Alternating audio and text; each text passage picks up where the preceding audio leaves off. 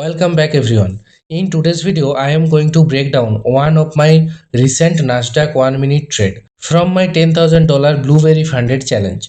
I will show you exactly what I saw, why I decided to buy, and what happened after I entered the trade. Let's get into it. If you look at the chart, you will notice I did not buy at the very beginning of the move. By the time I entered, the market had already shown me that buyers were taking control. Price had moved above both moving averages. The fast EMA was above the slow EMA, and the market was already creating higher highs and higher lows. For me, that is much safer than trying to catch the very bottom. I like to wait until the trend proves itself first. As the market continued higher, every pullback stayed under control. Sellers tried to push price lower a few times, but they could not break the bullish structure.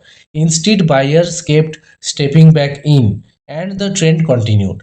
That gave me confidence that the move still had strength. When price pulled back once again and buyers defended the area, I decided to take the buy. I was not entering because of the EMA crossover. That had already happened. I entered because the overall trend was bullish, the market structure was still intact, and buyers were still defending every pullback.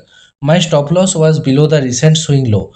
If price had broken that level, my trade idea would no longer make sense. So, that was the right place to exit if I was wrong. After I entered, everything went according to plan. The market kept moving higher. Price respected the first EMA, buyers stayed in control, and the trade moved nicely into profit. So everything looked good, but trading can change very quickly.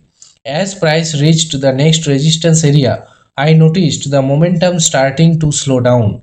Instead of making another strong push higher, the candles became smaller and price started moving sideways. That was my first warning that buyers were beginning to lose strength. Soon after that, sellers stepped in.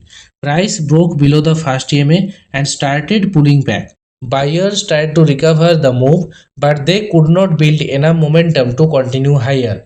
The pullback became deeper and eventually the market came all the way back to my entry.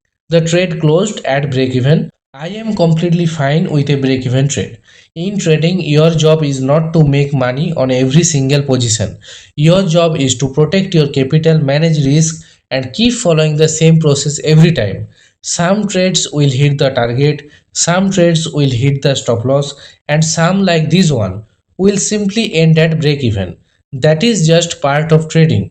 The important thing is that I followed my plan from start to finish without making emotional decisions. And over a large number of trades, that is what really makes the difference.